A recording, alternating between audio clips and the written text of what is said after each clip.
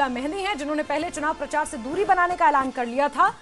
अब सूत्र ये बता रहे हैं कि अगर आगा सईद महमूद को उम्मीदवार बनाया जाता है तो शायद आगा सईद रूहुल्लाह मेहंदी भी प्रचार में उतर सकते हैं। बीते कल मुख्यमंत्री उमर अब्दुल्ला ने एक प्रेस कॉन्फ्रेंस की और कई तरह की स्पेकुलेशंस और कई तरह के सवालों के उन्होंने जवाब दिए। साथ ही साथ सलमान सागर ने यह पहले ही स्पष्ट किया था कि अगर आगा रूहुल्लाह की कोई नाराजगी है तो उसे दूर करने की कोशिश की जाएगी। नेशनल कॉन्फ्रेंस के लीडर उनसे संपर्क में हैं और ऐसे में अब खबर निकल कर आ रही है बडगाम उपचुनावों को लेकर, जहां आगा सईद महमूद को टिकट मिल सकता है और अगर ऐसा हुआ तो सूत्र ये भी बता रहे हैं कि रूहुल्लाह मेहंदी चुनाव प्रचार में उतर सकते हैं।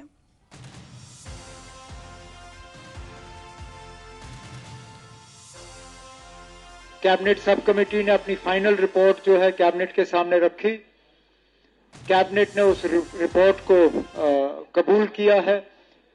अब सोशल वेलफेयर डिपार्टमेंट से कहा गया है कि वो एक कैबिनेट मेमो तैयार करें, क्योंकि हमने कैबिनेट की सब कमेटी की रिपोर्ट जो है वो मंजूर की है। इसके लिए हमें कैबिनेट मीटिंग बुलाने की जरूरत नहीं पड़ेगी।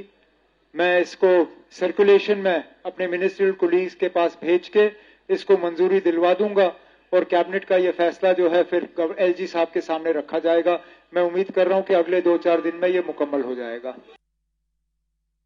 तो रिजर्वेशन के मुद्दे पर और तमाम बातों को जिस तरह से प्रेस कॉन्फ्रेंस में मुख्यमंत्री उमर अब्दुल्ला ने रखा, उसके बाद कहीं ना कहीं ये संकेत मिल रहे हैं और सूत्र ये बता रहे हैं कि आगा सईद रूहुल्लाह मेहंदी भी चुनावी प्रचार में उतर सकते हैं, जिससे पहले उन्होंने मना कर दिया था। कई तरह के आरोप लगाए थे और उमर सरकार की ही एक तरह से आलोचना की थी कि अपने वादे सरकार पूरे नहीं कर पाई है और ऐसे में क्या मुंह लेकर वो बडगाम की जनता के बीच जाएंगे और उपचुनावों में वोट मांगेंगे। लेकिन अब ये बड़ी डेवलपमेंट हुई है, जहां आगा सईद महमूद को टिकट दे सकती है नेशनल कॉन्फ्रेंस और इसमें उम्मीद की जा रही है, जो सूत्र बता रहे हैं कि सांसद भी चुनाव में उतर सकते हैं, चुनावी प्रचार में उतर सकते हैं।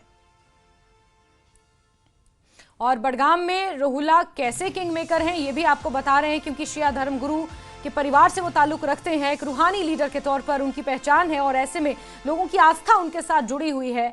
शिया समुदाय आगा परिवार की खिलाफत नहीं कर सकता और शिया समुदाय का एक बड़ा वोट बैंक है और 30% के आसपास वोट बैंक बडगाम सीट पर है शिया वोटर्स का।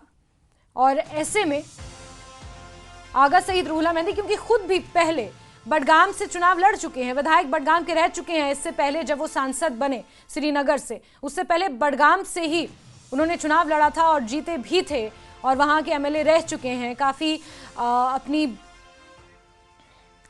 जिस तरह से अपनी बात रखते हैं उसके लिए जाने जाते हैं। आबिद हुसैन बडगाम से जुड़ चुके हैं हमारे साथ। आबिद, जो ये स्पेकुलेशंस हैं कि आगा सईद महमूद को टिकट मिल सकता है और सूत्र ये बता रहे हैं कि अब कहीं ना कहीं नाराजगी भी रूहुल्लाह मेहंदी की दूर होती नजर आ रही है, जरा बताएंगे क्या कुछ हलचल है, क्या अपडेट्स हैं?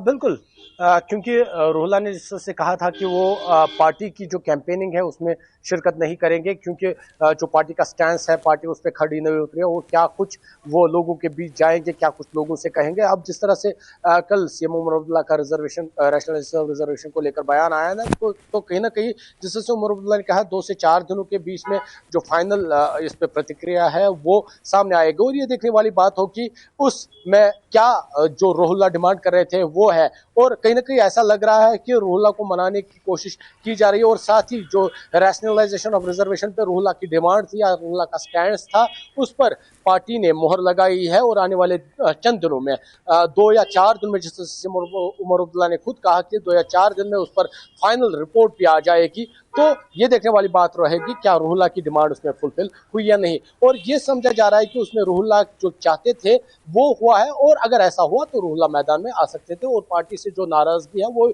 स्टैंड को लेकर थी। और कहीं ना कहीं अब रूहुल्लाह बताया जा रहा है कि वो स्टैंड पर नेशनल कॉन्फ्रेंस काम कर रहे हो, रूहुल्लाह मैदान में आ सकता है। और ये भी बताया जा रहा है कि आगा सईद महमूद, जो आगा सईद, ऐसे में कितना लाइकली है कि आगा सईद महमूद को टिकट मिले? इसके अलावा कोई और भी नाम रेस में आगे हैं?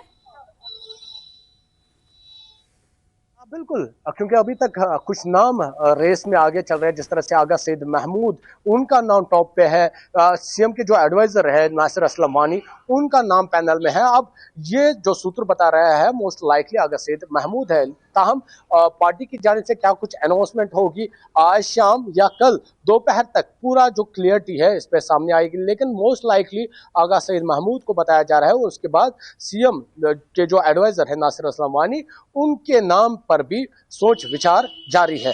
तो आज शाम या कल सुबह तक, क्योंकि आगा सईद रूहुल्लाह मेहदी जो एमपी श्रीनगर है वो कल दिल्ली से जब आए उसके बाद उन्होंने अपने सपोर्टर्स से इंडोर मीटिंग बुलाई है अपने घर पे। उस मीटिंग में कई सारे चर्चे थे जिन पर बातचीत हुई रूहुल्लाह के स्टैंड पे, पार्टी के स्टैंड पे, और सपोर्टर्स से भी मशवरे लिए होंगे। और कहीं ना कहीं ये जो जराया है ये बता रहा है कि रूहुल्लाह शायद मान चुके हैं पार्टी के जो लीडर्स है उनसे बातचीत कर रहे थे और उनको मनाने की कोशिश कर रहे थे और कहीं ना कहीं मनाया गया है। और आने वाले चंद दिनों में जब रिजर्वेशन की जो फाइनल प्रतिक्रिया सामने आएगी तो रूहुल्लाह मैदान में उतर सकते हैं। लेकिन अभी जो मोस्ट लाइकली है आगा सईद महमूद जो नेशनल कॉन्फ्रेंस के साथ काफी वक्त से मुंसलिक थे, नेशनल कॉन्फ्रेंस की सीट पर उन्होंने माजी में भी इलेक्शन जीता था और बीरवा बड़गाम से वो मिनिस्टर भी रह चुके हैं नेशनल कॉन्फ्रेंस की सरकार में।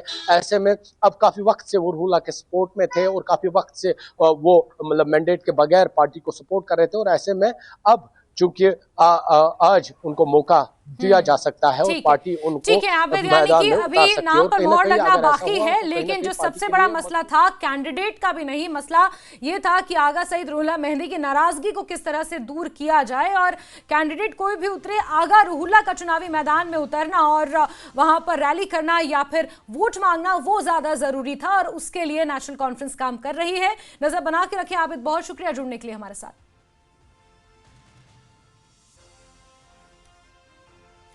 तो आगा सईद रूहुल्लाह मेहदी की नाराजगी को दूर करने के लिए कोशिशें की जा रही हैं। सूत्र ये बता रहे हैं कि जो सीनियर लीडर्स हैं उनसे बातचीत कर रहे हैं। इस बीच कुछ नामों को लेकर चर्चा भी हो रही है जिसमें मुख्यमंत्री उमर अब्दुल्ला के एडवाइजर है नासिर असलम वानी जो कुपवाड़ा से वैसे बेसिकली ताल्लुक रखते हैं लेकिन काफ़ी सीनियर लीडर हैं। ऐसे में उनके नाम की भी चर्चा है, पैनल में उनका नाम भी है। तो वहीं दूसरी ओर आगा सईद महमूद जो कि आगा रूहुल्लाह के ख़ानदान से ही ताल्लुक रखते हैं और ऐसे में उनका नाम टॉप पर चल रहा है और देखना होगा कि किसे नेशनल कॉन्फ्रेंस मैदान में उतारती है, क्योंकि बीजेपी ने आगा सईद मोहसिन को मैदान में उतारा है और आगा सईद महमूद के नाम की चर्चा है। ऐसे में किसे मैदान में उतारा जाएगा ये देखना काफी महत्वपूर्ण रहेगा, क्योंकि 20 अक्टूबर तक नामांकन की तारीख है। 24 अक्टूबर नाम वापस और नॉमिनेशंस की आखिरी नॉमिनेशंस वापस लिए जा सकेंगे 24 अक्टूबर तक। 11 नवंबर को मतदान होना है और 14 को इसके रिजल्ट्स आएंगे। आगे बढ़ते हैं और गठबंधन में खटपट की खबरों के बीच बड़ा अपडेट मिल रहा है कि नगरोटा सीट पर नेशनल कॉन्फ्रेंस और कांग्रेस उम्मीदवार का समर्थन कर सकती है। कांग्रेस इस सीट पर वरिष्ठ नेता बलवान सिंह को उतारने पर विचार कर रही है और इसे लेकर जम्मू के प्रांतीय अध्यक्ष रतन लाल गुप्ता और डॉक्टर फारूक अब्दुल्ला के बीच बातचीत अंतिम दौर में पहुंच गई है। आज शाम तक संयुक्त उम्मीदवार घोषित होने की संभावना है। मुख्यमंत्री उमर अब्दुल्ला ने भी संकेत दिए हैं कि अगर कांग्रेस नगरोटा सीट से कोई मजबूत कैंडिडेट देती है तो वो उसका समर्थन करने के लिए तैयार है।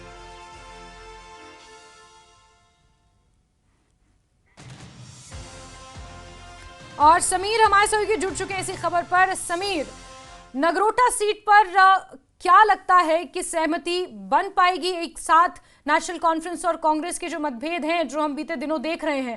हालांकि वकार रसूल वानी ने बहुत स्ट्रॉन्ग एक ट्वीट भी किया था बीती रात को, लेकिन ऐसे में नगरोटा सीट पर क्या एक साथ चुनाव लड़ सकते हैं ये दोनों? देखिए ऐसी इंडिकेशंस तो आ रही है। फाइनल डिसीजन तो कल आज शाम या कल तक हो जाएगा, क्योंकि अब नॉमिनेशन भरने का भी ज़्यादा टाइम नहीं रहा है। और जिस तरह लगातार हम कह रहे हैं सुबह से कि कांग्रेस को भी ज़रूरत है नेशनल कॉन्फ्रेंस की और नेशनल कॉन्फ्रेंस को भी ज़रूरत कांग्रेस की है। नेशनल कॉन्फ्रेंस को पता है कि कल राज्यसभा की जो वोटिंग होनी है 24 तारीख को, उसमें कांग्रेस के जो 6 वोट है बड़े इंपॉर्टेंट है, वो उसको चाहिए। कांग्रेस को भी ये पता है कि नेशनल कॉन्फ्रेंस के बगैर वो यहाँ पे एग्जिस्ट ही नहीं कर पाएगी। कांग्रेस में भी दड़ेबंदी है, वकार रसूल वानी का अपना खीमा है, वो पुराने फॉर्मर मिनिस्टर यहाँ प्रेसिडेंट रहे हैं। जे मीर का अपना यहाँ पे खीमा है। इसी तरह से तारिक हमीद कर्रा उनका अपनी लॉबी है जो इस वक्त प्रेसिडेंट है। वहाँ पे भी कांग्रेस में बहुत कुछ अच्छा नहीं चल रहा है एक दूसरे पे। और देखिए मैं नगरोटा की कॉन्स्टिट्यूंसी की बात करूँ तो देखिए कैंपेनिंग भी चल रही है। देखिए ये Jammu Kashmir national panthers party के नेता जो हरदेव सिंह उनके समर्थन में ये जो है, क्योंकि वो भी यहाँ से एक कैंडिडेट के तौर पर उतर रहे हैं। हालांकि वो इंडिया ब्लॉक का हिस्सा है, लेकिन उन्होंने कहा है कि वो यहाँ से चुनाव लड़ेंगे। और नगरोटा की अगर हम बात करें तो नगरोटा कॉन्स्टिट्यूंसी में कांग्रेस और एनसी अलग अलग चुनाव लड़े थे 24 में, और दोनों को ज्यादा वोट नहीं मिले थे। मार्जिन जो जीत का था देवेंद्र सिंह राणा का, वो 30,000 वोटों से जीते थे।